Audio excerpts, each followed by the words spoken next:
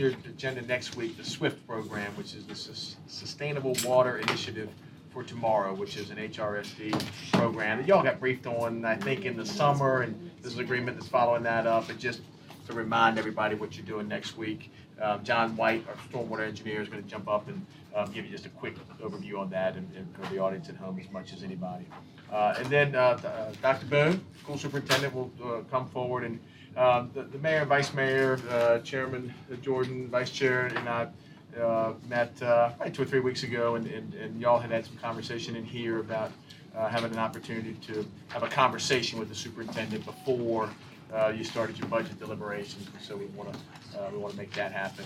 And Dr. Boone does have another event at I think he told me Granby High School. And so teaching contract. So we will put her first on the agenda, and then I think an exciting evolving project for the reuse for the Selden Arcade, and how we're going to connect into the main, and how we're going to connect into the Stover Library, and what we're going to use in that space. And Winter Benda, Deputy City Manager, and Drew Obarski, and from downtown Norfolk, and some others are going to give a little presentation and have some conversation about that. And then we've got one item for closed session, but I have made a commitment to Ms. Johnson that we can be done by 6 o'clock. All right. So John, if you want to jump up and tell us about the agreement.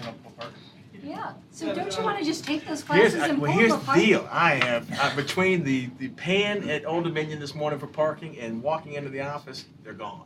And so I keep doing this all day. So sorry about these. Winter, go find them. They're on LoJack. All right. Yeah. The HRSD agreement that You can come on up here.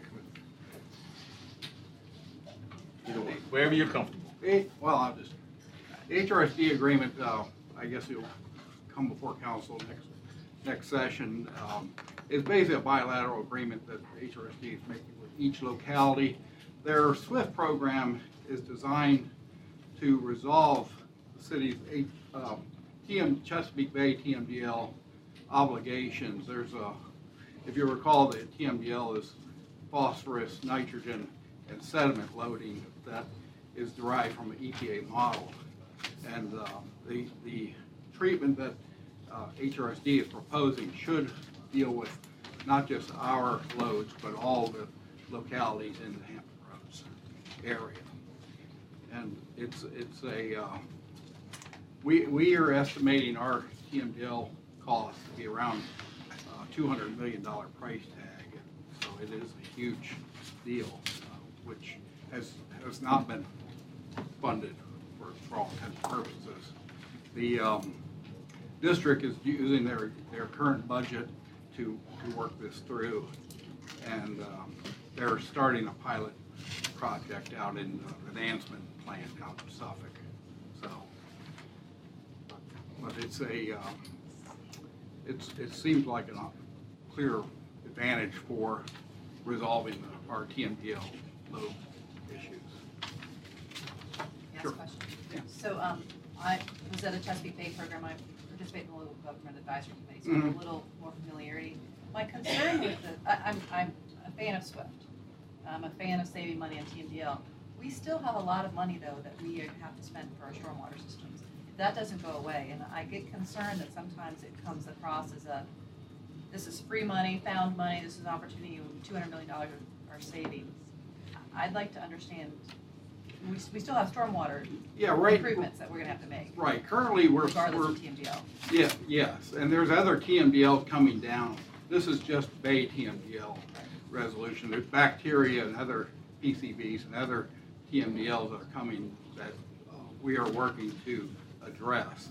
The HRSD project, I mean, basically the Bay TMDL has not really been properly funded by the city. We're going after low-hanging fruit, kind of looking for where we can make improvements, and the state has had the SLAF program, the Stormwater Local Assistance Funds, that's been helping us.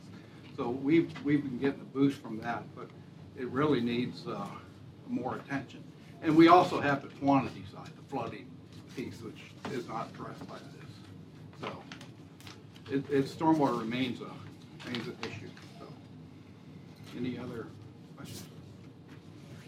Tom, thank you. Appreciate it very much.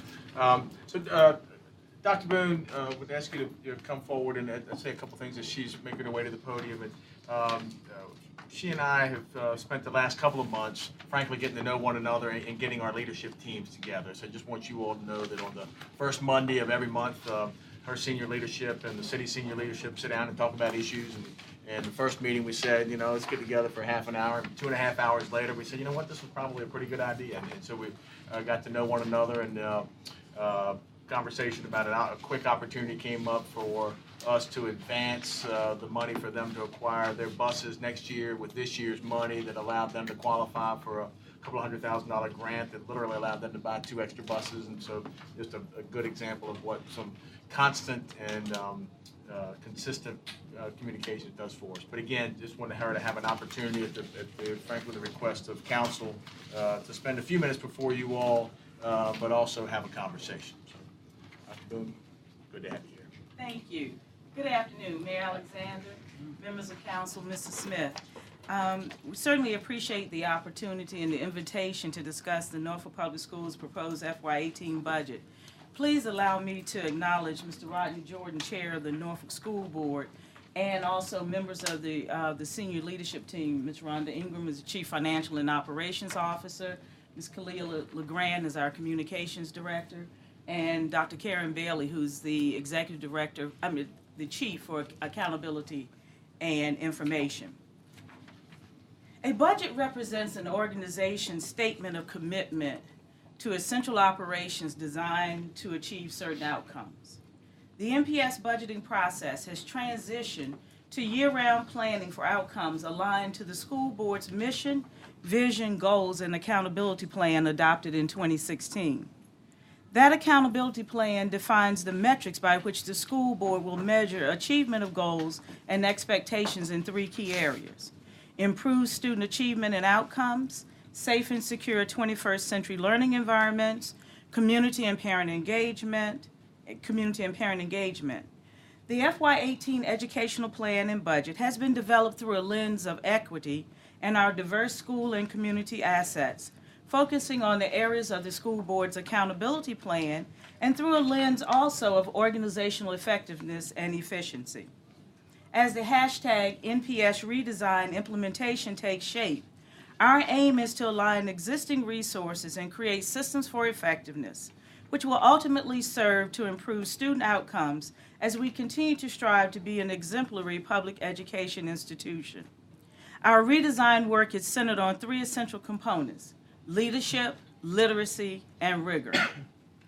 As superintendent, I will never sit before you or stand before you and offer excuses for schools that have not yet reached full accreditation, declining enrollment, or for any other critical benchmarks not yet reached. However, I will clearly define our current status, our needs, our opportunities, including ways in which we can work collaboratively to meet shared goals of educational opportunity. NPS decline in enrollment has been linked by several entities, including the Weldon Cooper Center for Public Service at UVA, to a few key factors: declining birth rates, not only in this region but across the state, migration of the baby boomers, and also the impact of the loss of Navy carrier groups. In 2001, Norfolk Public Schools enrolled nearly 36,000 students and operated 54 comprehensive school buildings. Today, we enroll nearly 29,000 students and operate 45 comprehensive school buildings. We still continue to deal with the effects of the recession, including restructured state funding for public education. Both declining enrollment and shifting state funding have resulted in significant impacts in school operations, including the reduction of about 600 positions. We also recognize that there are a number of structural imbalances that exist within the budget. One of the things that I shared with the school board during my application and interview processes was the fact that, and I believe I said this at my first meeting here with council, too often communities view the superintendent as simply being focused on the instructional side of the house and at the detriment of the operational side in the budget. I'm that different superintendent, and that I pay very close attention to what's happening within our budget, within our operations and finance.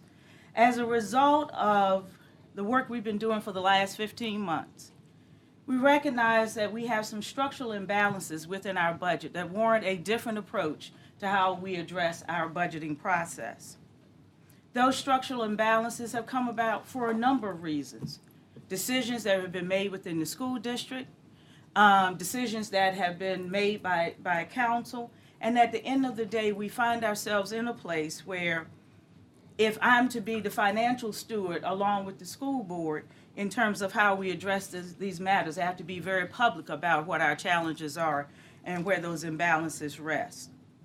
And so our imbalances are issues of where through the recession, yes, we've had a decline of 600 positions, but have we looked throughout the organization in a way that we are strategically aligning our resources with our revenue and remembering that the child is at the center of the conversation?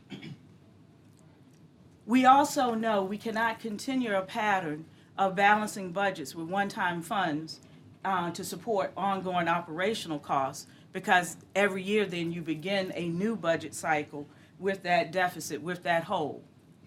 And so the budget that I presented to the school board, and we spent 4 weeks vetting and deliberating, and the board now has adopted and moved forward to council, seeks to address all of those issues I previously mentioned. And it includes also begin the phasing in of recommendations from the pay and compensation study, funding the mandatory increases in the Virginia Retirement System contribution, beginning the work on changing the current structure of employer contribution for health insurance, reinstating in-school suspension, and realigning instructional and support staff that based on the decline in enrollment.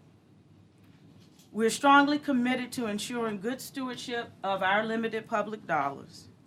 At the beginning of our process, when it was just at the budget team within administration, we faced a $19.5 million budget deficit. When presented to the school board, we presented a budget with a $9.5 million budget deficit. That includes the $3.2 million in one-time funds that we used to close this year's budget gap. As a result of all of the budget deliberations, the school board has presented to council a budget that has a $10 million gap in it. Even with all of these challenges, we have not eliminated or affixed costs to certain programs, such as advanced placement courses. As a district, we offer 24 advanced placement courses at no charge to students and families. We continue to operate and enhance our specialty programs in specialty schools.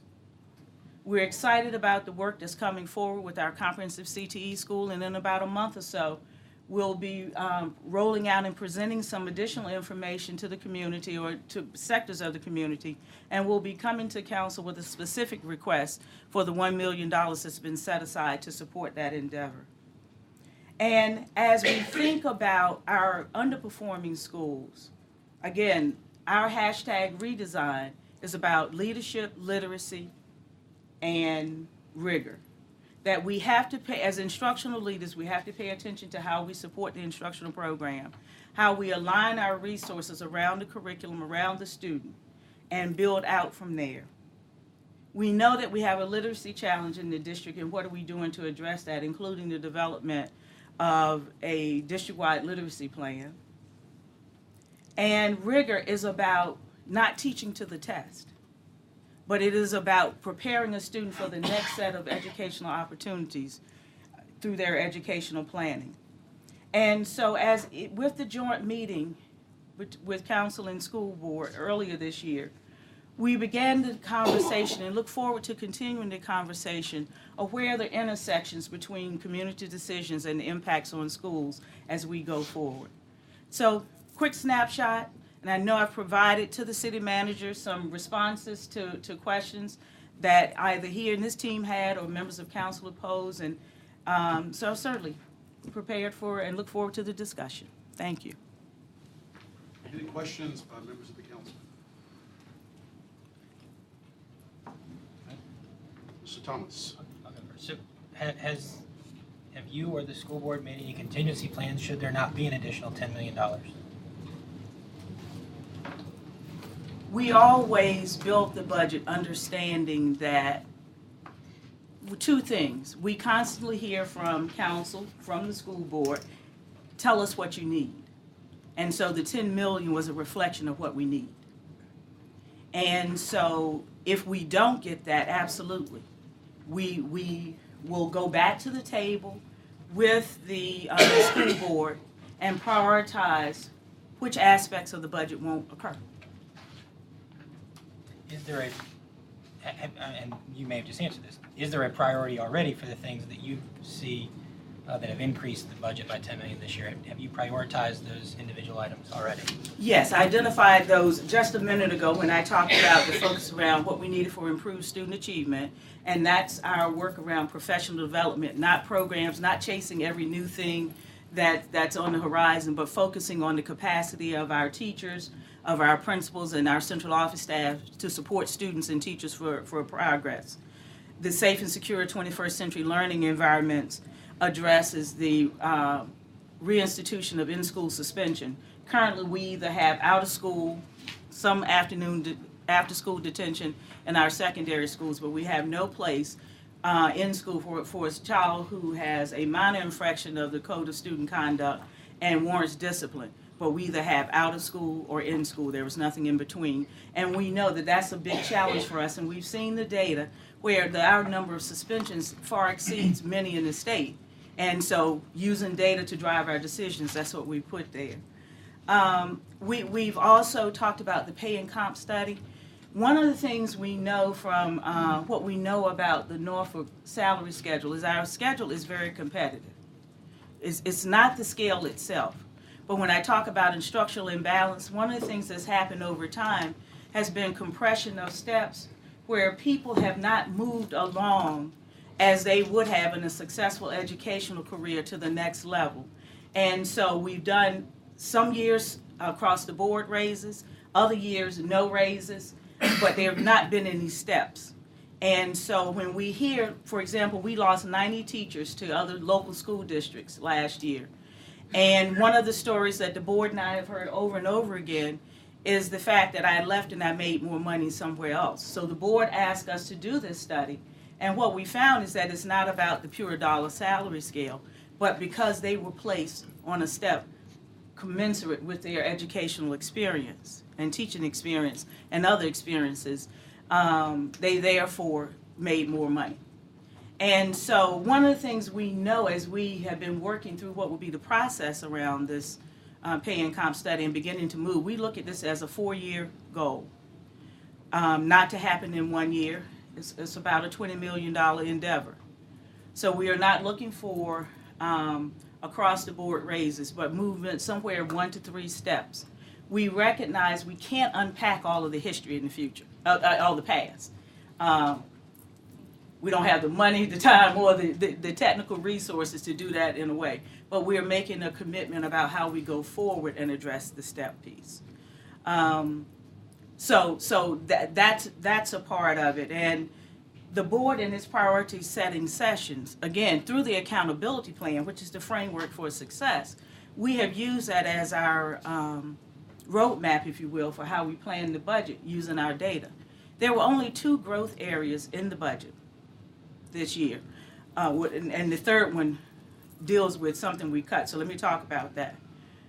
Reinstituting in-school suspension was one growth area, priority under safe and secure schools.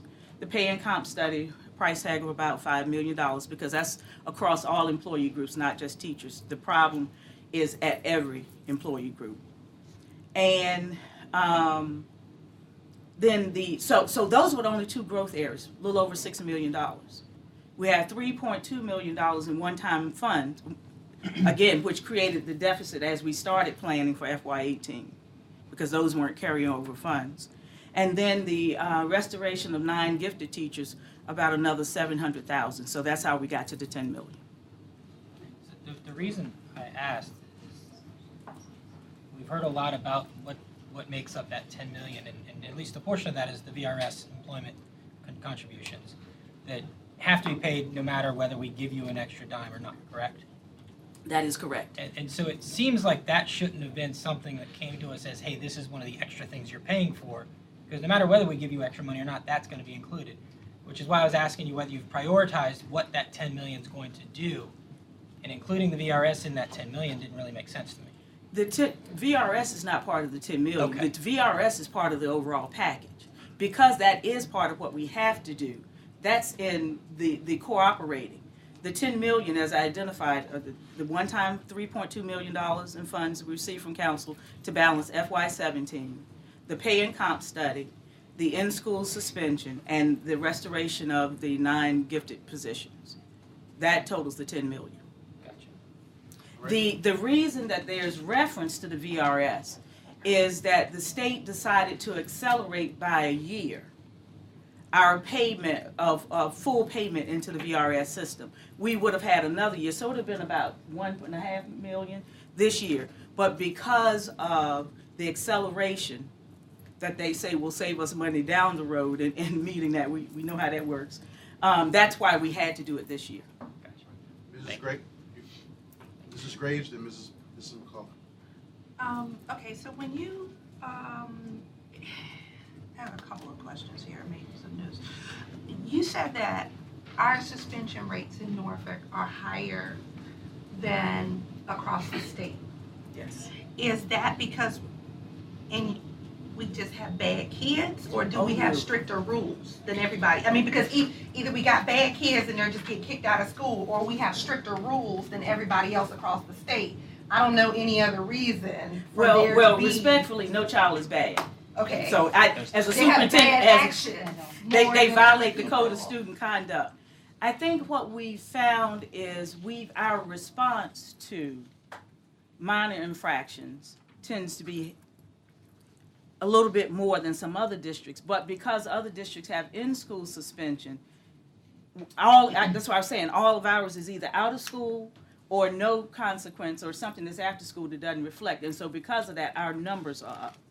We are paying close attention to what we do with discipline. That's one of the other studies that we reported to the board on in January that they had requested, which was an initial review of our alternative ed programming.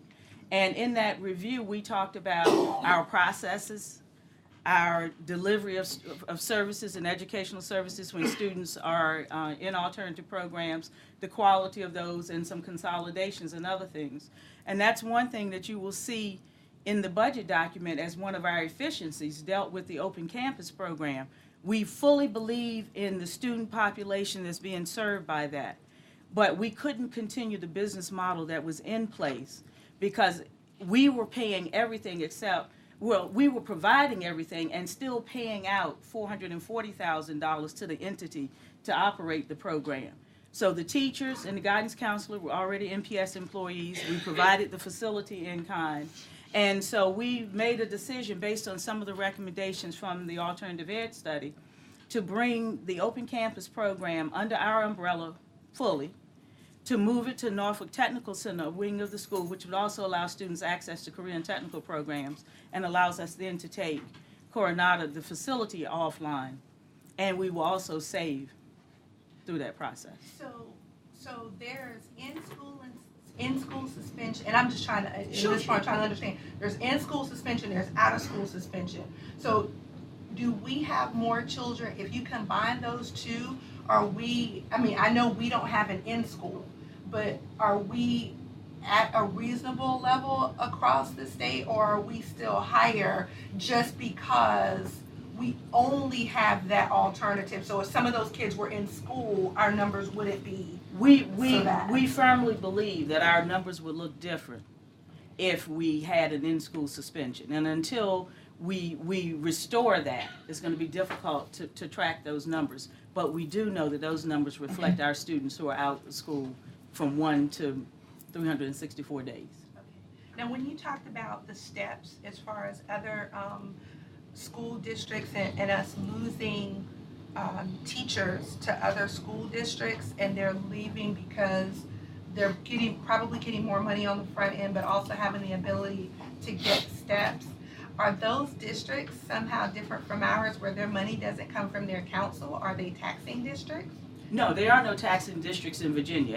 Everybody in Virginia, Yeah. right, has the, money comes from city or towns. So they're still subject to, Right, it's just the decision that districts make different decisions at different times based on the circumstances and funding.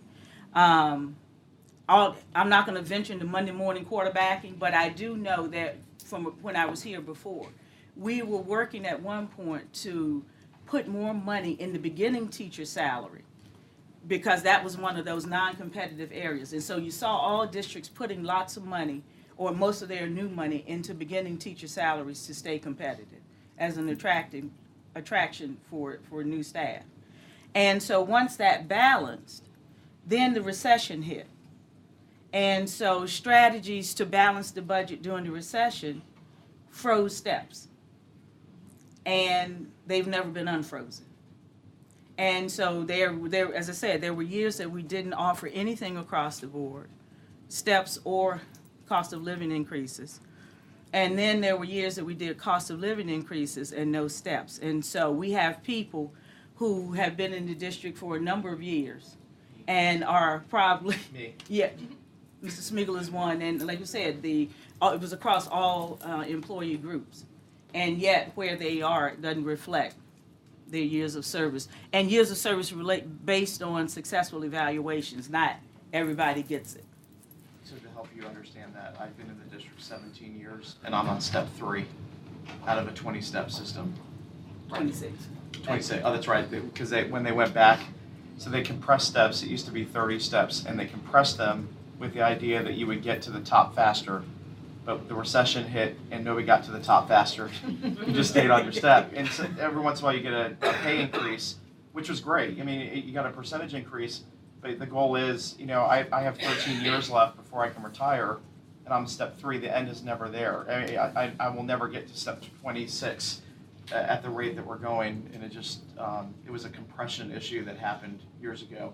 And it is mostly probably the people that are in that middle group. It's less of the first year teachers and more of that middle. Well, actually, because of the recession, if you look at the presentation that was done, we find most of our compression between steps 1 and 12. Mm-hmm. the last thing is just a suggestion. You mentioned a statewide, district-wide literacy program. Yes. Which really excites me because my mom was a teacher and we had to read at my household.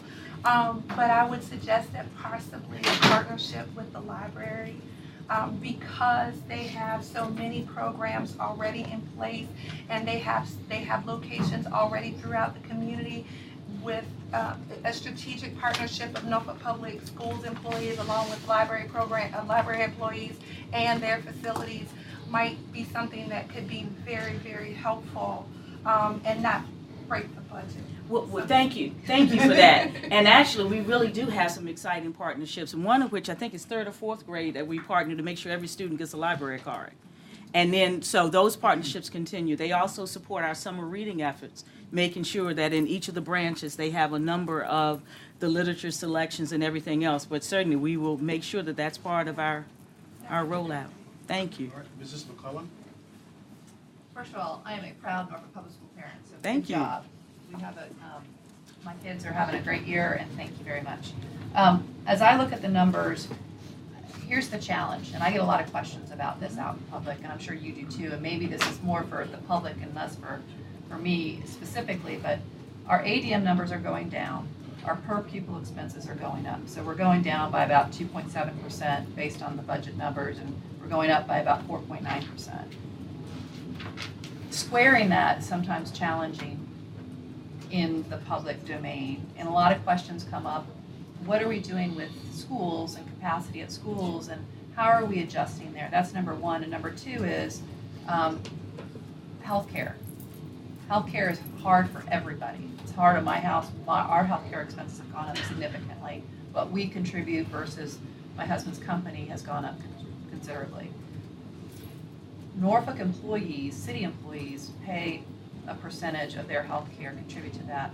Do Norfolk Public School employees also contribute to their health care plan as well, or at the same level, or has that been going up? And I'm just thinking for some I know that's part of the whole compensation package, and teachers are already struggling, but just from a parity standpoint of. Let me start with the healthcare, and I'll come back Sure. to the building piece. The healthcare issue is one of our structural imbalances, and I reported to the board during my first budget session. I've been here, 2.5 months, 2 months really, when I presented the first budget to the board last March, and talked about the inability to sustain our current contribution levels, employee contribution levels, and employer contribution levels to the health insurance. So we started looking at options around addressing that going forward. And as you're aware, we're part of 3 entities in the consortium: City of Norfolk, NRHA, and Norfolk Public Schools. And you will find among the 3 entities different contribution levels and different support levels for that. So while the consortium attaches itself to the same self-insured pool, how we get there in terms of our employees and employer contributions is different. So we run the gamut. You know, we offer the different tiers of the individual and a child, the family, you know, all of those tiers. And so we're looking very closely as to what that will look like. One of the things, and I appreciate Doug's support in this, is that my term, nobody else's. I felt that MPS had abdicated its seat at the insurance table as part of the consortium. We're now back at the table so that we can be part of that conversation and how that looks going forward. So we're vetting a number of different options to rein in that piece of the pie. And in fairness to decisions that have been made and thoughts that the school board has had, particularly in those years when we weren't able to offer any raises or any step movement to employees, the offset was we would absorb 100% of the health care increases. That meant the employer and the employee share. And so that was the way in which we were able to try to offset and mitigate some of the losses of staff. And so we also know now the healthcare environment has shifted a great deal, costs and everything else. So we're having very strategic conversations both with the city and within the district as to how we will begin to address that. So that's definitely on our radar screen and has been there since, at least for me, since last March. The school building piece, one of the statements I made in my introductory remarks is the fact that we used to operate 54 comprehensive buildings, and with the enrollment shifts, we now operate 45 comprehensive school buildings. The board in June of 2016 extended its contract with the DeJean Richter Company, the educational planner we've been working with, I think since 2012 or so, 13, to help us think about building capacity, building utilization, and the programming that should drive the building use and capacity and utilization. So we have started that process with Tracy Richter and his team to look at what's going on. We had to shift his next presentation to the board will be in May. He intends to bring back an advisory group that they used a few years ago to help us think about program and building utilization. And in October of this year, we'll present to the board a series of recommendations around facility utilization and up to including boundary changes, building consolidations, program consolidations, and perhaps closing buildings. So all of that is on our journey as we go forward. And when I talk about our budgeting cycle being a year-round cycle, the October timing of that report is intentional because it will impact our budget planning for FY19. It would also give the school board a chance to have any public meetings about any proposed changes so that we can move forward to be ready for the opening of school in the fall of 19. So we're well on our way in terms of that work. And they have the building use of security, you and Mr. Jordan. We talk about closing schools. Yeah, there's in the minutes somewhere in Suffolk what they call one time the Melinda Boone plan when I was in pupil personnel and in charge of rezoning schools. It wasn't pretty, but we have to do it. All right, Mr. Smigiel. Yeah, I wanted to point out in the questioning that was previously sent out, I don't know how those questions were developed, but there seemed to be a focus on the first question about Norfolk's starting teacher salary and how it compared to the surrounding area. While we're the highest and tied with Portsmouth, we're only like $60 more than Virginia Beach. So I don't want anybody to get the impression that we're blowing it out of the water with starting salaries on that. And less than 1,000, I think, than Chesapeake. Although it's good when you're recruiting teachers, I don't think that that was a fair representation of actually what's happening. And it's always harder to recruit teachers in an urban setting. I'm not speaking on behalf of the school board or Dr. Boone or anybody, but on the elevator ride up, Angela and I were having a conversation, and one of the things that we discussed is not holding this superintendent accountable for any decisions that previous superintendents have made, and giving Dr. Boone the opportunity to restructure and get to a point where she can present a budget that is her budget. And it's hard because, you know, I believe, as we were discussing, the previous administration may have made decisions, even such things as the open campus concept and those contract agreements, you know, that may have changed a little bit of their budget planning, and you have to give that opportunity for them to be able to do that. One of my questions for you, Dr. Boone, and I guess Rodney, since he's here, is that if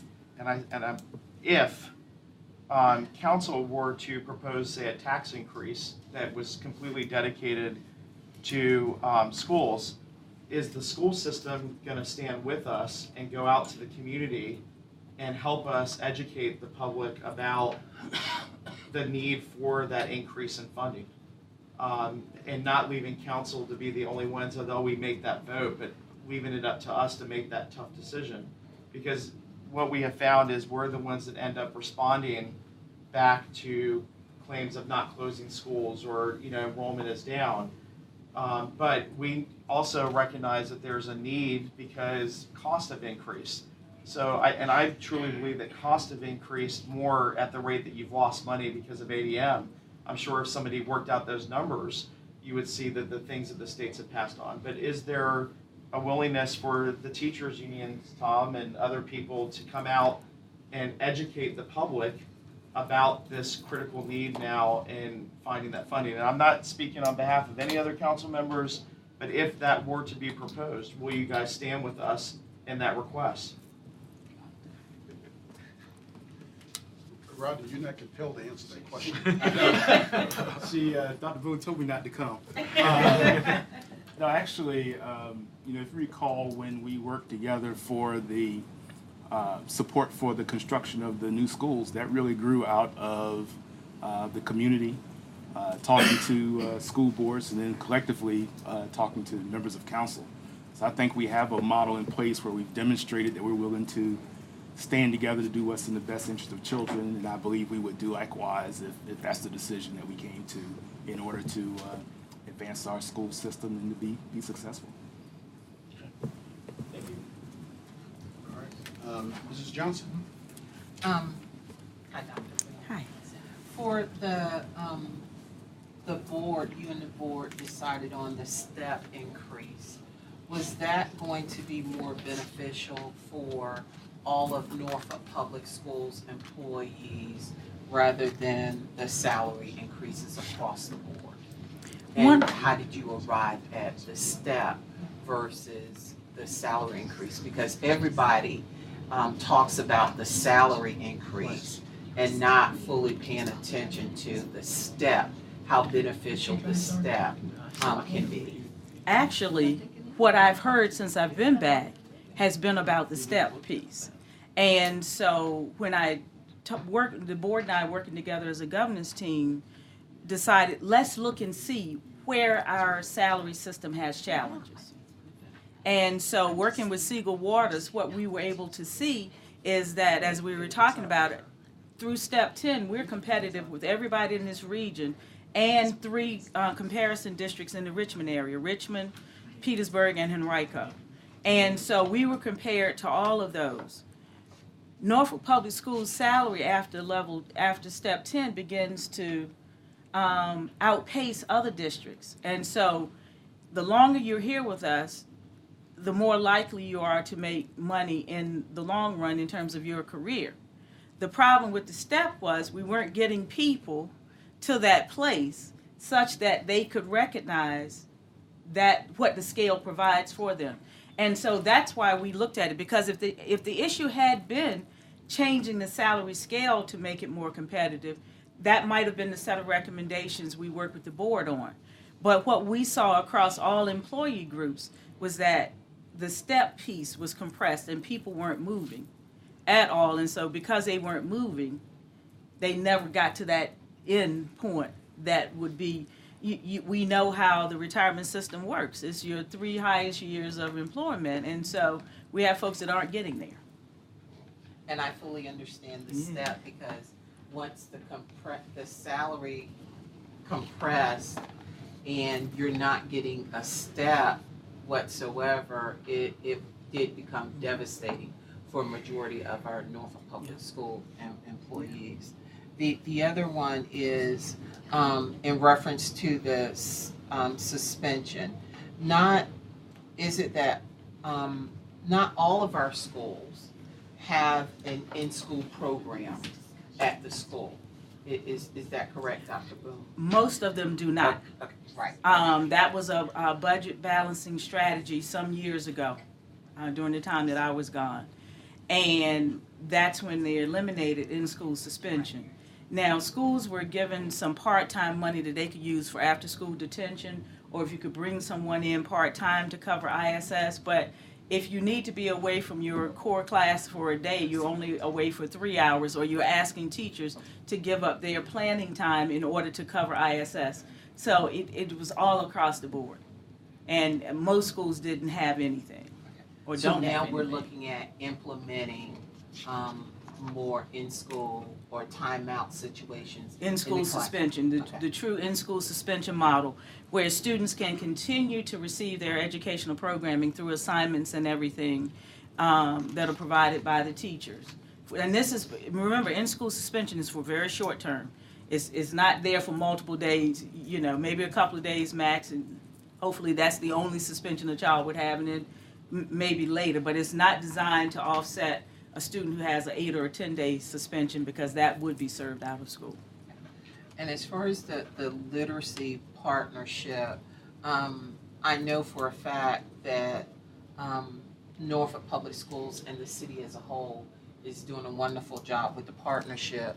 The Norfolk Police Department is so proud and honored to be able to go into Norfolk Public Schools and have one-on-one tutoring with the scholars at the school. And for many of the Norfolk Police Department employees, they give more than just that year with that child. They have a tendency to follow that child throughout for a lifelong experience, as well as there is some interest for the Norfolk Fire Department to now become a partner with Norfolk Public Schools, so that they can come in and provide literacy for the scholars as well. And if I may, Ms. Johnson, Department of Public Works is a huge partner with our students. They adopted Ruffner Academy, and not a day goes by that you don't see someone from the city in that building.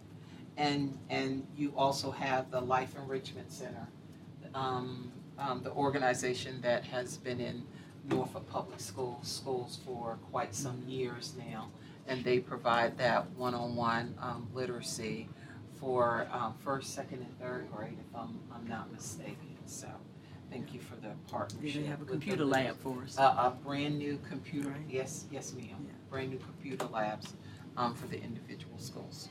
Dr. Whitman. I'm kind of the last one here. Obviously, I'm a huge advocate for the school, but I'm just going to lay it out here as a devil's advocate. I already talked with you and Rodney about this before, about we here and you all here, that we need to absolutely address. One, I will just tell you, do object to healthcare costs not be including it in compensation. I mean, I see Virginia Beach teachers all the time as a physician, and they're all very frustrated because their salaries are not going up because they're paying more and more for healthcare. So I think all of it's important, but we need to make sure that we're recognizing we're improving their compensation if you're absorbing more of the healthcare cost. All right, so when we talk about the schools, the number one frustration, like Andrea's already brought up, our costs are going up, our enrollment's going down, you're not closing schools. I get it, we've had too much turnover in superintendents, but yet when you hear that the Dijon Richter was done in 2013 and now we're in 2017, and with the exception maybe of Coronado, we really haven't seen much savings, and Coronado is upcoming. So that's something that we can't just keep pushing off. I mean, I get your frustration on it, but there's got to be an answer on that. And I think many of our citizens are not feeling that they're hearing that. The other thing that we've talked about that I would like to see, I understand that you all have talked about the school improvement program at your meetings. And I'd like to say that we've all watched those and we all know those, but I can't admit to that. It would really be helpful for me, and I think many of us, if you all could produce maybe just a fact sheet. This is what we're going to do. We're going to decrease class size, we're going to increase school hours, we're going to have, you name it, but something more than, yes, we're going to do this, and yes, we're going to improve literacy. Because of course, we all have been trying to improve literacy for many years. And some more specifics about what does that look like? What does that cost? It's easier for us to go out when we make the argument for a tax increase that we can demonstrate this. I mean, obviously it's important for the compensation package, but what the bottom line is we need better instruction and improvement in that, and to get some really concrete answers to that, I think would be helpful for all of us. We're all prepared, well, I shouldn't say we're all. Many of us are prepared to argue for a tax increase. Rodney assured us that he felt that he had unanimous support on the board, or maybe unanimous. So, that's what we need to go forward, but maybe a little more definition. And I know one of these questions here, official school improvement plan, if yes and when, would be sooner than later. I know you all have done the work, but sadly many of us can't describe all of those improvements. And that would really be healthy for us. And because I think we're all here talking about the same thing. We're all trying to get there. But we all need to be able to make that argument as strongly as we can when we go out to citizens. So. Absolutely. Thank you, Dr. Whibley. We will certainly, and it's something we're actually developing. It's kind of the cliff notes. Yes, is what we need. We got it, the elevator speech. And so that is in development. And to your point about the facilities piece, that's why it's important for me, and I believe it's important with the board, also the way in which we're doing it by putting actual timelines and dates to things. So when I say that Tracy Richter will be at the board's meeting in May, providing an update on where we are, and that the full set of recommendations will be presented to the board in October, those are hard and fast dates. Because, again, for me, I can't keep chasing all of this stuff that I'm having to deal with as I figure out how we go forward, as we do go forward. And so it's important for me to have the information that the board needs and that the district needs and the community to understand where we're headed and how we're going to get there. And I agree wholeheartedly that we certainly have to look at our portfolio of school buildings. But I hope that part of the messaging around this too will be, it's not just about bodies and seats in buildings, but sometimes we'll have a building that may be under 75% capacity because we need to preserve the programming that's in that building. And so that becomes that difficult trade-off when when you're doing the pure numbers, bodies in seats in buildings and building capacity versus the program support. And I think we're going to make sure that we're very clear as to what the difference is for those pieces. The other piece that I think happens too in communities, though, everybody wants it until the line is drawn differently and impacts their neighborhood. And that's why I was saying to Ms. Graves, the fact that, yeah, there's somewhere in the Suffolk Public Schools archives where they refer to it as the Melinda Boone plan because of the way in which I recommended to the board that we change boundaries. That too is the time that we will need council to walk with us, because if we agree that this is a direction that we need to go for efficiency as well as for greater programming opportunity, then we have to go there with one voice on those. And those are going to be those difficult days after October. All right, Mrs. McClellan and Mrs. Graves. Sort of dovetailing off of that, specialty programs that are citywide, that are choice programs, I think are the crown jewel, one of the crown jewels of Norfolk Public Schools. And as we create more of those, you know, I've got 2 of my 3 kids are out of district, and they're going to schools that they never would have, I would have expected them to go to, but they're going to great specialty programs. And I hear from other parents regularly that there are so many more people who apply for these programs than there are seats available. So as we go through that improvement plan, I hope that you recognize that, because those are the parents who potentially leave Norfolk Public Schools to either go to another city for their programs or choose to homeschool or private school. So that's number one. Just a shout out there. One of the 3 areas that you're focused on, I was really pleased to hear, community engagement. I think, and we've talked a little bit about where we're getting volunteerism, et cetera. I think that is an opportunity for both the city and the schools, and I would love to help work with you all on that. I hear regularly from all sorts of folks from throughout the city, how can I help the kids? They don't know how to connect the dots.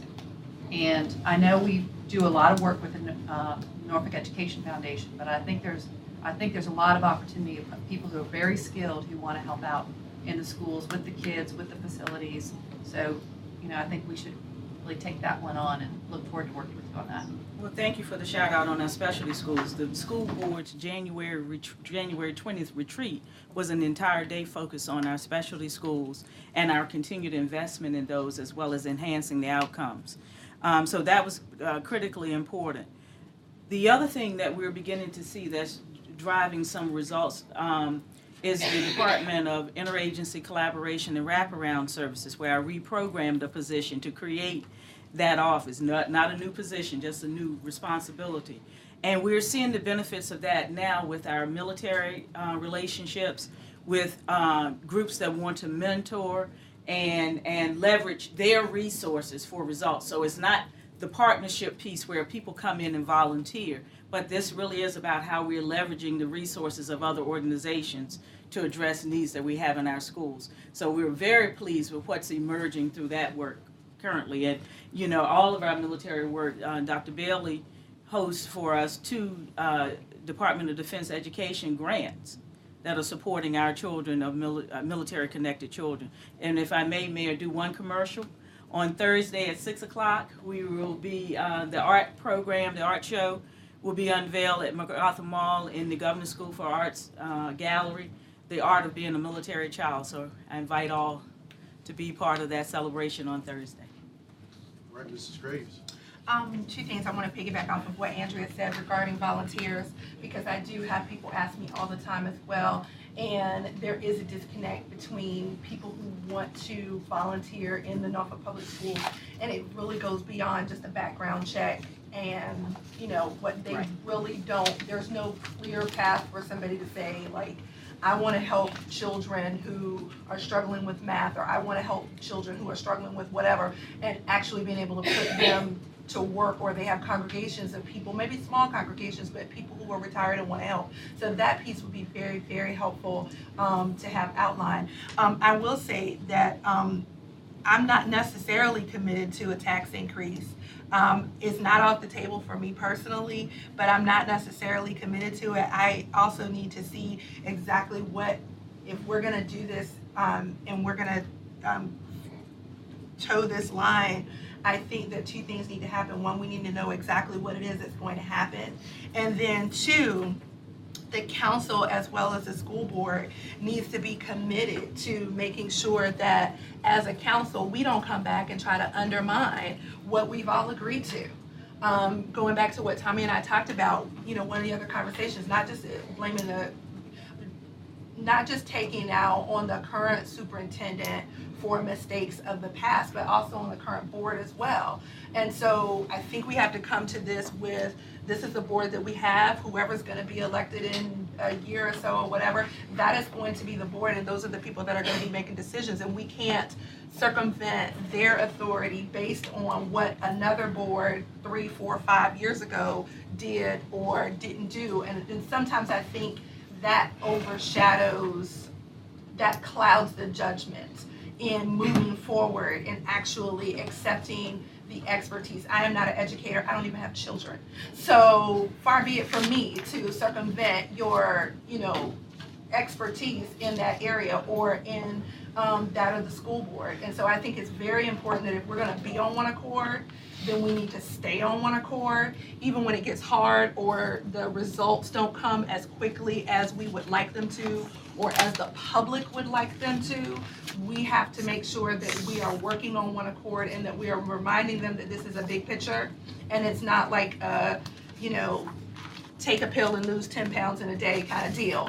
You know, it just takes time. And so those are the things that are of concern to me when it comes to going back to the citizens and asking them to pay more money, because all of us around the table will have to pay more money too.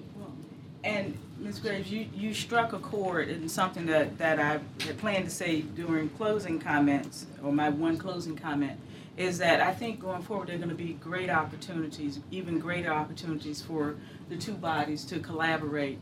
You know, we're all watching whatever's going to happen with federal funding for education, and it's kind of up and down and whatever else.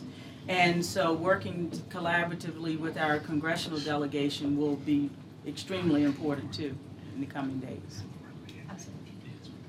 Mrs. Smeagol, then I'm going to Sure. So in your budget, I know that every year there's money that gets rolled over from, but I know we've worked that out, that before I think the school board felt that they had to ask council permission to take that back, but we've worked that out now. So you guys know that you get to keep whatever rolls over? I mean, has that been included in your budget? I don't think that's the kind of, I mean, I think there's been a conversation that if the board, I can only talk about the one budget that I presented last year. So how much? Let that be my frame of reference. How much are you anticipating in rollover? We're not there yet because of some of the things that are happening. Two reasons. The state did not come through on its portion, its share of the 2% mid-year raise. That cost Norfolk Public Schools $1.4 million for those SOQ funded positions. So we've been squeezing and tightening our belts to make sure that our employees didn't lose anything in that process. So that might have been an opportunity for us. And so we have to look at that. And then we also have to look at some things that we're hearing coming down the pipe potentially at the federal level that may impact the closing of schools with certain grades. We're holding our breath. The continuing resolution that's needed by Congress by April 28th has some things in there that could impact us there too. So we aren't ready to talk about if there are unencumbered funds that we would want to use as part of our budget balancing strategy next year. But do recognize, unless they're part of the base, they are one time also. Right, so right, and I understand that completely. It's nice to know that as we continue deliberating our budget and we vote on it in May, that there may be an opportunity to come back and see that there may be some savings. Or I think it was 2 years ago, there was a surprise 1 million savings in healthcare that came back. There could be some other things that can help balance that. Just like in our own budget, you guys always have the September retreat surprise where you come back with extra money for us that, you know, magically appeared. So that was the old regime. Remember that whole thing about old regime? Yeah. So, and I know it's not a huge amount, but I did also want to make sure you know, and it always depends on the amount of money, but I think that there was, before, when I first joined council, it seemed like that the school board always felt like they had to get permission for that, and it couldn't be included in the budget. But I thought last year we had worked, right before you came, Dr. Boone, I think we had worked that out with Marcus, that it was just an understanding that that money would go back to you guys. Now, if you came back and said you had 15 million, we'd have to, but I know it's usually about 2 million, if even that. Right, it was Yeah. an understanding that the council said at the retreat, the council intends to always return that money, and it always has. And I think the way it happened, at least again from my frame of reference of last year's budget, that when that became part of what the city manager shared with council, that would be the strategy to balance the budget. That's how, Okay. because at that point they were also unaudited funds. Well, Dr. Boone, thank you very much. I just have a few comments. Thank you. Thank you. A lot of information, a wealth of information, and certainly it's long overdue. Thank you. You're welcome to come back every week if you. Let me Don't want just to wear out my welcome. let me just say that there is no tax increase in the budget that the manager and I are working on with staff. So there's no tax increase in that budget. And additionally, there's not $10 million right now in the budget. Our growth has only been about 2.5%.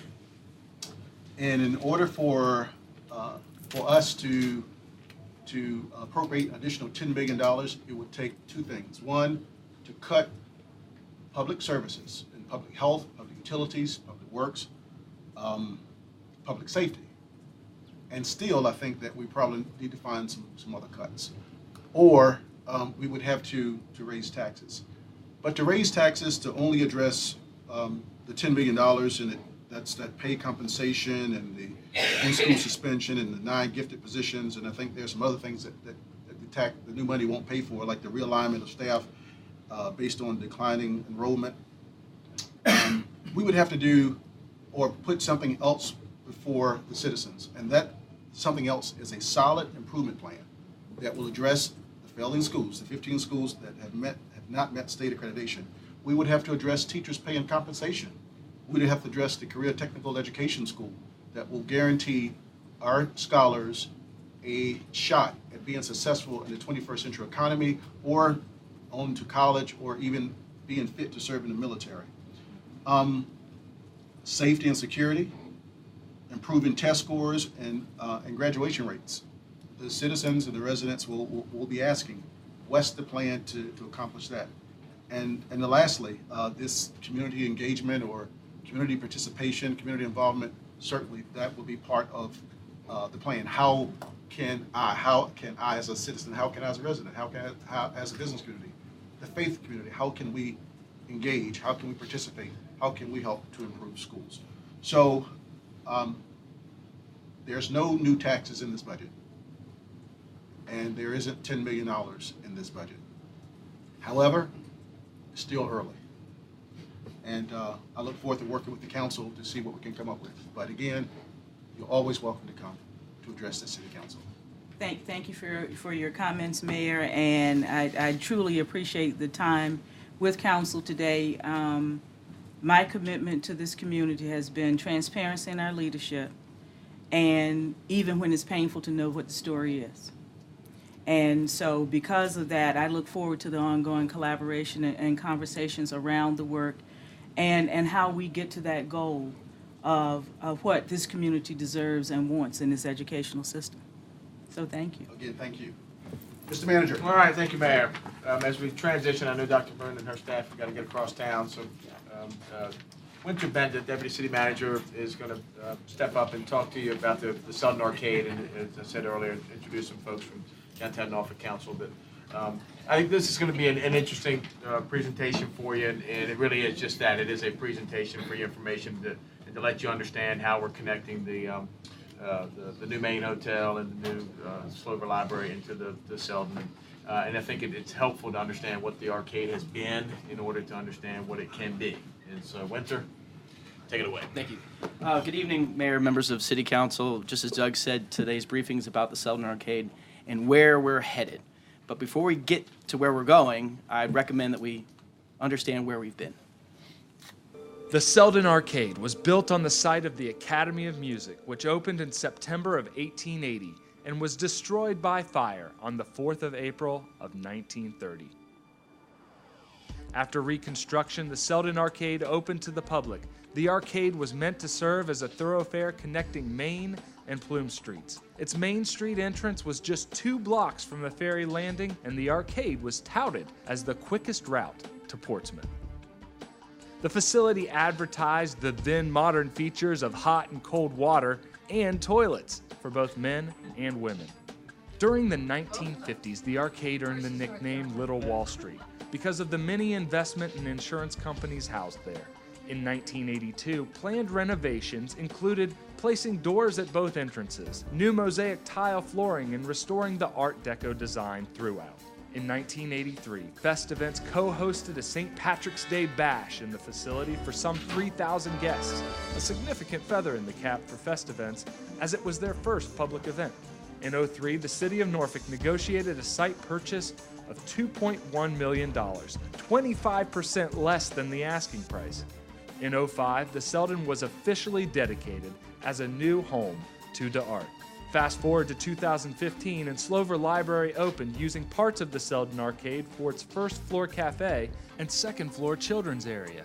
Following the opening, an explosion closed Selden, forcing DeArt artists to relocate. And today, we have the potential to create a new experience for generations to come. What was once revered as a strategic thoroughfare could again become an economic hub of culture, commerce, and vibrance for our community.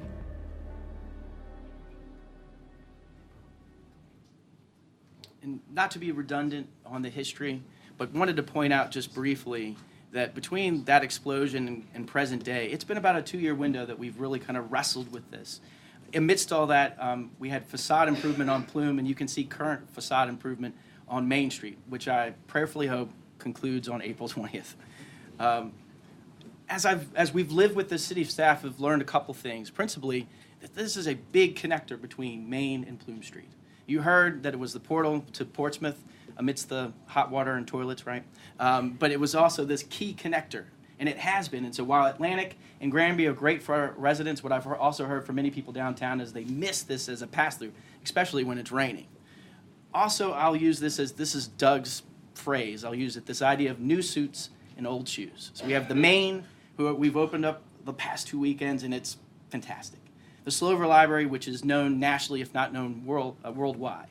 That these new suits, and we have this, not to put it this way, but these old shoes in the Selden Arcade. And so what do?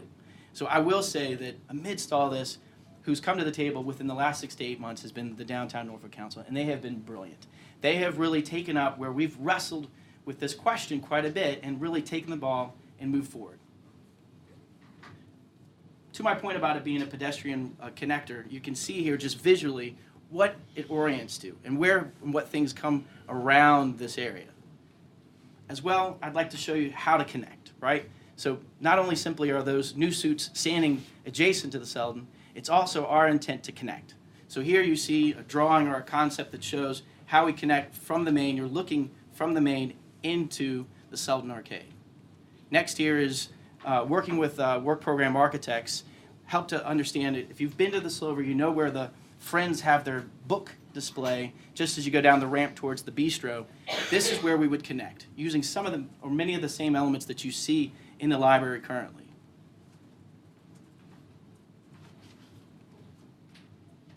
Part of all of this, what we've found in working with particularly the Slover Foundation and the Slover Library is Ben Franklin, while he was this great advocate for libraries, he also did all these wonderful experiments involving electricity and other.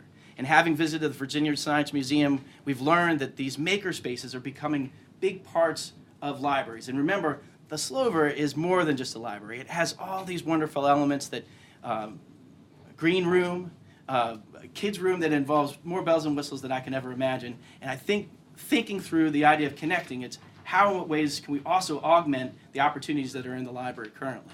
Some of which, and I think it may have stopped, because it's not making the noise any longer. Well, I can't hear it over here. So we have we have a 3D printer over here. So our concept of what we're thinking about in this Maker Studio is what you'll see just over there. And you can, at your opportunity, walk over there. And they're called Chip and Dale. I think that's Dale. Chip is currently under repair. So we hope that the two of them are up and, well, this one's up and running, but we hope that the other is up running soon. So contemplated in this Maker Studio are other things other than just the 3D printer. It's also sewing machines, yes, believe it or not, laser cutters, and also another sound recording studio. So to show you what that looks like, remember the connector that I showed you? On either side, we'd have this makerspace, or this Slover Maker Studio. So again, the idea of bringing activity into the space where we want, especially this pedestrian walkthrough. The next piece is this partnership that I cannot speak highly enough. And I have Mary Miller, who's the chairman and exec for the Downtown Norfolk Council, her board chair, Jim Wofford, who's here, and many other people, Kevin Murphy, I see, Mel Price, and, well, Ray King's here as well. So all these wonderful people came together at our, what I'd say is a go, no go. Remember this new suits, old shoes, what we're going to do to activate this, what I call a great space. So in talking or noodling it with them, they said, well, we have this opportunity with vibrant spaces that may work for this area. And so we said, well, all right, what would 2 to 3 years look like, right? Because we don't want to be, remember, it was 2 years from the explosion to current day, and I'm still working on the facade. So how do we ensure that we keep this momentum? I think what we've said is momentum is sometimes fickle. We don't want to mess with that. We want to keep it moving. So I'm going to turn this next portion over to Drew Ingartsky, who's also part of the Downtown Norfolk Council, but we also know him as chairman exec for GROW. Drew? Good evening. Hi. Last time you guys saw me here was about 2 years ago, and I actually brought what was the original Vibrant Spaces program. And I thought I would quickly show you what came of that program and how that's led us a little bit to where we are today.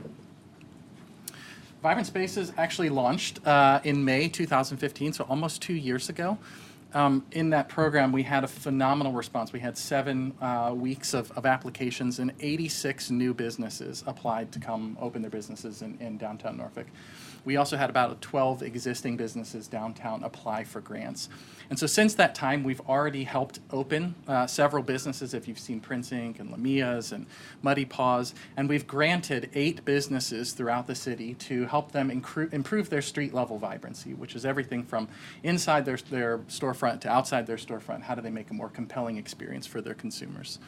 What I'll also show you is that from that original pool of 86 applicants, we've actually had a bunch of other businesses open around the city. And so we talked at the last presentation about how we wanted this to help ignite interest in the entire city. I can show you a little bit of how that's happened and how we're going to play off of that going forward. And then really, you know, one of the key things I told you last time was, yes, this is an economic development program, but the reality is this is a tool for us to tell the story about Norfolk, to get press and marketing generated about Norfolk. And so we saw dozens of press articles from local and regional to even national publications covering what we did with this unique program. Some of the pictures of the businesses that we've helped open, so Prince Ink is on Granby Street. What we loved about them was they're actually a service business masquerading as a retail shop. And so as you think about, and we'll talk about kind of what that means in the new world of retail and storefronts, what businesses thrive and what place do street level businesses have, this is a wonderful example of that, where they're actually making their products through the windows there, and they're bringing them out there into the storefront. And everything that they're offering is something that they've made for themselves or for another customer.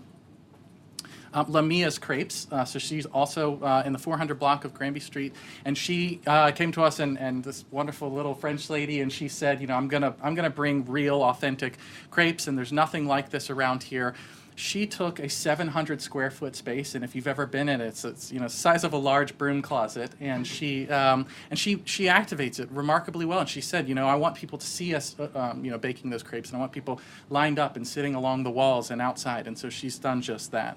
And they're very yummy. And they are so good. Oh my gosh. And the last, the third of the businesses that we've helped open is Muddy Paws, and specifically Muddy Paws came to us and said, They wanted to do a downtown-based concept. So we knew we had, just over 5,000 residents at the time, a growing pet population.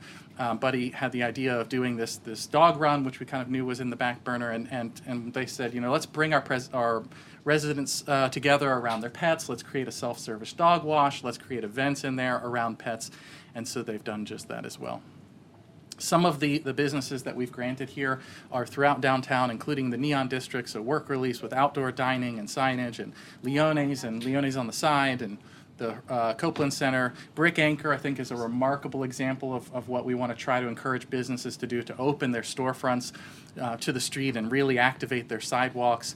Grace O'Malley's, as you know, they've built this Irish pub, literally shipped these things from Ireland, and just an authentic experience that we really loved. And we've just helped the Wells Theater revamp their storefront and this classic building, and also the lobby, so that it's a more vibrant experience for their customers. These are some of the other applicants who weren't awarded in our program, but in fact have now opened throughout the city. So you can see them, everywhere from Ghent, several of them there, to 35th Street, Neon District, and several more in downtown. All original applicants, and while we can't take credit for them opening, I think again what we hope to do was drive energy around opening a small business in Norfolk.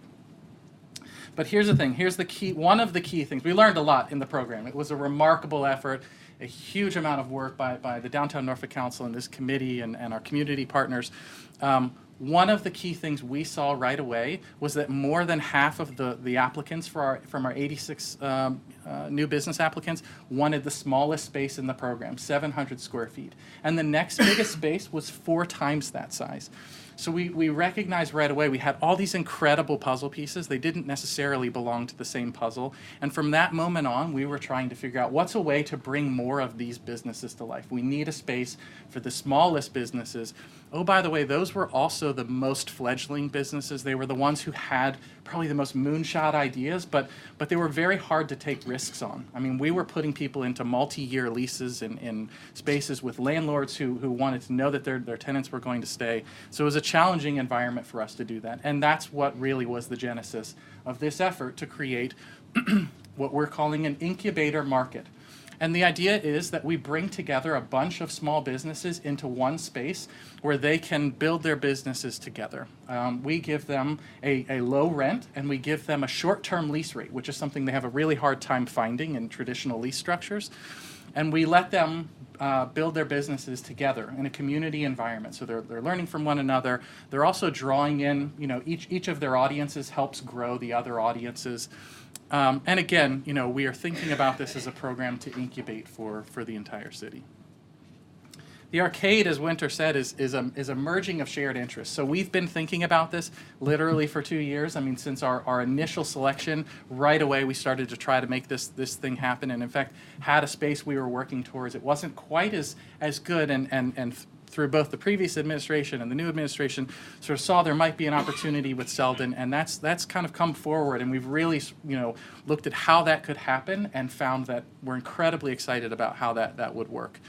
As you guys know, that we've got the most remarkable neighbors we could ask for in the Main and the Slover, and they literally connect into the building. And so for our prospective tenants, it's a wonderful opportunity where if we're going to build the future of street-level businesses, we'll have no better place to do that than the Selden Arcade. And as Winter said, we're thinking about this as an interim solution and in many ways a test. So we'll do this and we'll find out what's working about it and what's not. And if we find that it needs to change in some way, then we'll change it. And if we find that this isn't the best use for the arcade, we can move it. And that's a key part of the design that we've been looking at. This is definitely a progressive concept, but it's not uncharted. And we've been learning from the best concepts around the country in things that are true, incubators, retail incubators and street-level business incubators, other things like markets and food halls, and hybrid spaces. So here's a couple of them. One is called Made Here in Portland, and they bring together only products created in Portland, Oregon. The shops at Modive and Grand Rapids, you can see they've got kind of a similar setup as what we would have in the arcade. So they've got these kind of mini storefronts that each of their businesses can occupy. And then you see other concepts that are more kind of open space, multiple vendors who can sell their wares in one place. And again, we're sort of exploring the spread here of different influence, and one of those things is also even food halls that you see really emerging in sort of more progressive markets as an exciting concept. What we're looking for in tenants are street-level businesses who will thrive in the modern world. So this is the world of Amazon, and this is a world where, you know, it's a changed world. It's not just a Norfolk challenge of what is the purpose of a street-level business. This is something that the sort of globally businesses are trying to find out, is sort of what is the purpose and the focus of a street-level business. And so we think about those things as retail, yes, but also experiences, and also food, and also services. Back to Prince Inc. is our example. And the very best of those examples will be hybrids. I mean, we'll think of people who have non-traditional business models. As I would tell you about the application process, my favorite thing about it, and again, even from the program we originally ran that helped us inspire this, was we have no idea exactly what's going to come forward. We're going to have people come forward out of the woodwork with business ideas we've never heard of, and that's the most exciting thing, that they can show us new products and new services that will excite people. And of course, we are going after the same things that we did in the original program, which is exceptional design, you know, exceptional one-of-a-kind products, and regular activation. So we want people who are setting the bar for active street-level businesses. As Winter said, the partnership is structured in such a way that we can, the DNC, and sorry if I forgot to say, I'm the chair of the Vibrant Spaces Committee at DNC, operate and run that market and also help promote it. So we're nearing a sort of final stage in being able to announce our call for entries. We expect that in the next couple of weeks. As I said, we'll have both incubator storefronts, and we'll also have a chance to bring in potentially mentor businesses who can trade their skills and their expertise in exchange for a really great location and a favorable rent rate. And then we also are thinking about, I'll use the term kiosks or booth type space, that smaller businesses can come in and try out concepts on an even shorter term basis. Can we let people rent a booth by the week or even by the day, pop-up businesses? And we're exploring a shared kitchen concept. So a lot of these, that's the hardest thing for a new food concept to get off the ground, is that they need a kitchen, and a kitchen is a very expensive endeavor, and so we're structuring a potential approach to a shared kitchen space. This is the overall floor plan, and forgive me if you've seen most of this. Have you guys seen most of this? Should I walk you through it? So the blue, of course, up here is the connector to the Selden, and down here is the connector to the main. And the key thing for us is the orange. So that's the market territory, and you can see that we're trying to activate both the storefront spaces and especially that walk-through space. So we want to create the most incredible experience for people who are passing through, both from Main to Plume and from the library into the Main and so on. And this yellow space is potential expansion space. What is referred to as the lounge, really just think of that as sort of open seating and sort of support for those businesses. So what does that look like? We've been working with the team at WPA to imagine a concept that is both befitting of the space. I mean, we want to recognize the beautiful and sort of high-end space that we're in. We've got the Slover and the Main, both of which have a really amazing finish to them, and so we've brought in some of those materials. But we want this to also feel modern, and we want this to feel progressive. And so you can see kind of a really unique use of woods, for example, and sort of bringing that together in both the hall here and the outside spaces. Here you can see another view, and these are all sort of conceptual drawings. We're working right now to get these finalized and hopefully moving into actual production on them. But you can imagine these booth spaces where it's seating and it's bar tops and stuff that really on a regular day people could just hang out there as they're supporting the different businesses there. And then we have these pop-up spaces where businesses can come in and merchandise along those walls and try out a new business concept. The still images don't quite do it as much justice as the WPA team's beautiful 3D render, as you can get a sense of what it would be like, I suppose, to be a small bird in that space, but but really, again, just I think a beautiful, modern and befitting take on how that space could be interpreted. And that's where we are. So happy to field any questions if you got them. But so Winter, let me Show you what I don't see, what I'm missing. So you have hundreds of, or maybe thousands of people attending conventions and conferences at the Main, and they're likely to be there for a few nights. And you have thousands of people working downtown and now living downtown. The likely person or persons to use this space are from those categories, those who are attending conventions and meetings and conferences, those who are at the Slover for meetings and just at the library for other things, and people who work downtown and live downtown. Does this concept support that, or this is just filling space when you have too many rooms in your house and you just want to fill the rooms with furniture and what have you? So what are we doing here? Because I'm not clear if we're I can speak for my we're intentional for the program. On We are purpose. very intentional. The Selden opportunity for us is sort of the best in class example, and I'll tell you, for all the different uses I've heard wax poetic about what that space could be, I would say this one is a remarkable use. I keep referring to this space as the place that I will take all of my out-of-town guests and I will show them this is what our city's about. This is the new energy of Norfolk. This is where people are creating the businesses of tomorrow. It will be, I think, the most exciting businesses and products and a one-of-a-kind experience that you're not going to get anywhere else in this region. And I'd stand pretty firmly behind it. Mr. Mayor, just to follow upon what Drew just mentioned, we didn't do it in a vacuum. We went and talked to the Slover Foundation, and we did talk to the developer of the Main, and both of whom have seen this concept and are very, very supportive. So they are the people that are going to be driving people into that location, have seen what we intend to produce, and are supportive. And what if we own the space? Will the tenants be paying rent, market rent, or what's the relationship? So just if we look within the last 4 years, 2 years of which I've received no rent because I haven't been able to occupy. 2 years previous to that, DART, I worked with them in my previous portfolio. They, just to give you a frame of reference, they paid $3 per square foot, and they had an accelerator, but never got past that $3. So again, it's a 2-3 year window. We're going to make it as successful as possible. I think we've contemplated a rent. Have we settled on what that looks like? Not yet, sir. That's important. It's a new day. 2 or 3 years ago, you probably you probably could not get the dollar that you can get today. It's a new day. Aim high, Winter, aim high. All right, Mrs. Graves.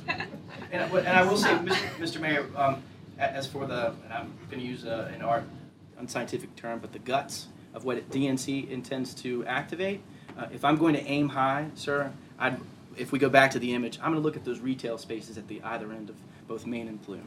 That's where I think where yours, we've been woeful in getting a tenant for it. And previous to that, we had Starbucks, I think was at $14 per square foot. Don't hold me to that. So yes, sir, I will aim high. And I just wanted to give you a bit of frame of references to where I think I can get that market rate we're talking about, and I understand it is a different day. I think if you do an RFP and put it out there on a national scene, you may have some other interests, and someone will come in with some other concepts, some other ideas. Bring me more than one. All right. Mrs. Graves. I really agree with you, just in that,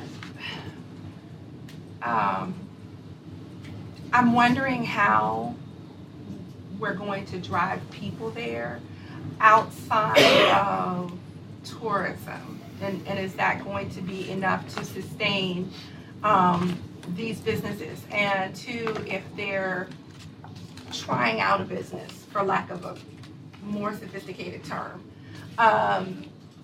I don't know how much real usable data those business owners are going to be able to garner from their time there, because if we're utilizing tourism as the market for this concept, then outside of this incubator concept, does that business work?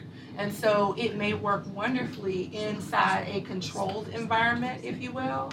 But once you take them outside of a controlled environment, is it able to stand up and be are those business owners able to be sustainable on their own? I agree with the mayor. I would like to see something else. The pictures and everything are great, but the concept is like a collage of a really nice upscale flea market of different businesses. And so I'd like to see that. Is, in my mind, it is beautiful, it's historic, it's got a lot of potential, and I think that we may be settling. It may be the best thing that comes out. We may get 3 or 4 other proposals that look just like this. But I think that I would like to see something else to have a choice from before settling on. Quick characteristics. What we propose is flexible and movable. And my concern, because parallel to this, absolutely. It's a 2-3 year window that we're looking at. So what we construct there is something that is flexible. So the immediate term, I recommend highly that we partner with Downtown Norfolk Council and move forward. Because if you pull it back, I understand maybe catching you solid here and what you see. I'll say, and listen, I'm not the person. These people live it and know it and have their pulse on what I'd say is the Amazon world. Is that what, or some of what we see?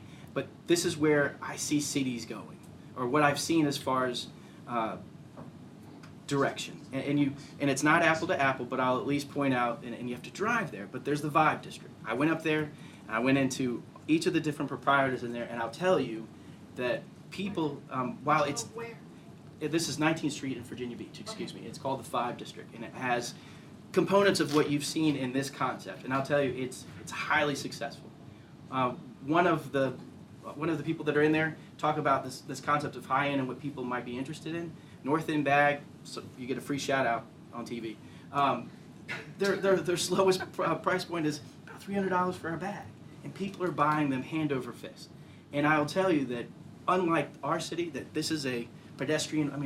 Mr. Mayor, you talked about it yourself. These are people that are coming out of their businesses and or are already downtown visiting, and dedicated foot traffic.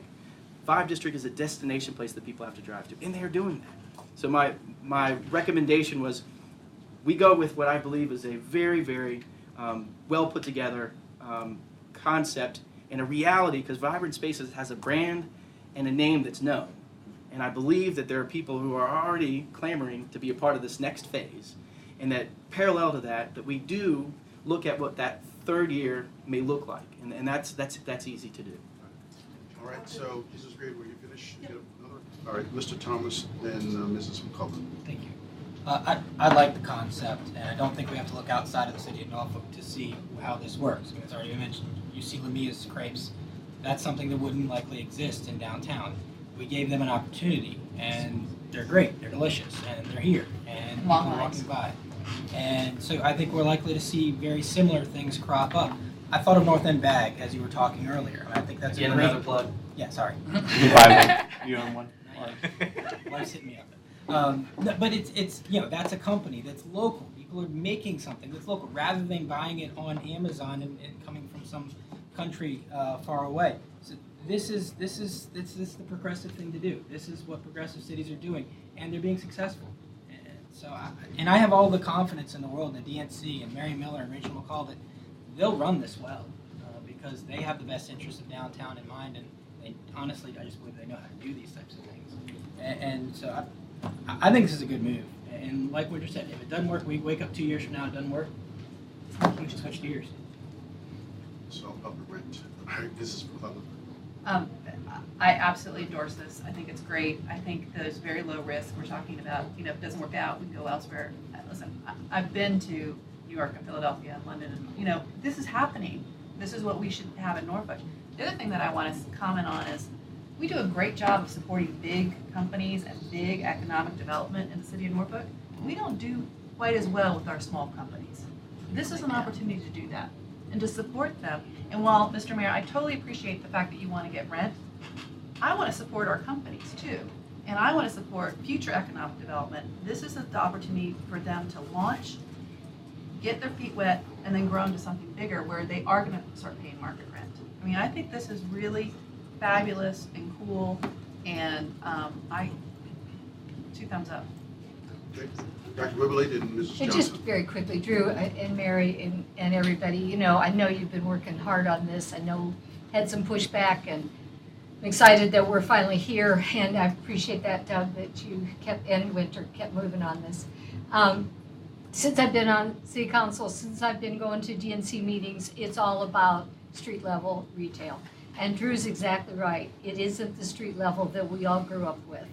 And it needs to be different because we cannot compete otherwise. And this is it. And I get it about the rent, but right now, what are we getting for the rent? 0. And, you know, we don't have anybody banging down our doors right now to get this started. So success breeds success. You get this started, it does well, other people want to come in and they're big hitters, then they're going to pay more. So I just think this is the way to get started, especially because, like Andrew said, this is a really low-risk issue, and we need this space occupied. If we want the Main to survive, if we want Waterside to survive, we can't have a big empty space. It needs to have some vibrancy. So kudos to you all for all this hard work. Mrs. Johnson. We're having great ideas focusing on downtown Norfolk. But what if, just what if we were bold enough, we were risk takers, we were dreamers, that we could take some of these concepts that we're spending our time downtown Norfolk, which we know that's the hub of our city. What if we could branch out and take some of these great ideas and take them into our community? Because that's where we're missing it. I think that we're confining ourselves just to say that we're just gonna take these great ideas and put them downtown. What is gonna bring people into this city is the communities, the communities. And I would like to see, when we talk about storefront and we talk about street level businesses, and we're talking about incubators and small businesses in one large space. Some cities are doing that outside of the downtown area and within communities itself. We talked about an innovation center for Broad Creek or whatever community it could possibly be. We need to start planning to take these wonderful ideas, and since we already have the experts and the DNC here representing the great big picture for the city, allow them to plan for the community as well. Well, and that's what they're doing. I mean, I think you heard, they've moved to 35th Street, they've moved to Ghent. That's the plan. This is pilot. And even though DNC works on downtown, we as a city can grow on this. And we've got, Drew and Mary have a long list of people that want to do this. So we're matching them up with other areas. But you're right, this has got to be a pilot. This has got to be the start to this. But it already maybe is going out to different neighborhoods. But you're exactly right, it needs to spread. All right, Mrs. Smeagol? Do I need to say You something? don't Everybody else has. No, I mean, Can't leave you out. I agree with Mamie, and I do think they'll, once this happens, instead of just encouraging them to occupy a downtown space, we should have identified by the point this is ready to expand, places like in Ward's Corner. I mean, there are so many opportunities at Ward's Corner for that. There's shopping centers all across the city. We talk about craft breweries that they always kind of hover around Chelsea, but why aren't we getting them out, in other places as well? I mean, it's a great idea. So good luck with it. Mr. Manager. All right, Winter, thank you, Drew. Mr. And the Manager, folks. I know that, get off the mic. I gotta take sales 101, buddy. No. I think When you made the sale. It was said, but I think I need to reiterate what kind of partner DNC has been on this. Because I'll tell you, we labored on this. We did issue, and I think you saw kind of the progress or timeline. And this is volunteer time that these folks have lent into this. So I just wanted again to take the time and say thank you. Thank you. Thank you, DNC. Thank you very much. All right, Mr. Mayor, with that said, we've got one item for closed session. Real estate item. Are we breaking or what are we doing? We'll go into, if it works, we'll go into close and grab some dinner or whatever. I'll let- Can we just move ahead? y'all's go. I'm actually gonna try to make a school performance for my kids. Dinner on my agenda. Saturday was at 5:30. We missed it. I never eat anyway. We got dinner. I mean, there's food out there that I know of. Graves? It wasn't earlier. Aye. Ms. Johnson? Aye. Ms. McClellan? Aye. Mr. Spiegel? Aye. Mr. Thomas? Dr. Whibley? Mr. Alexander? All right.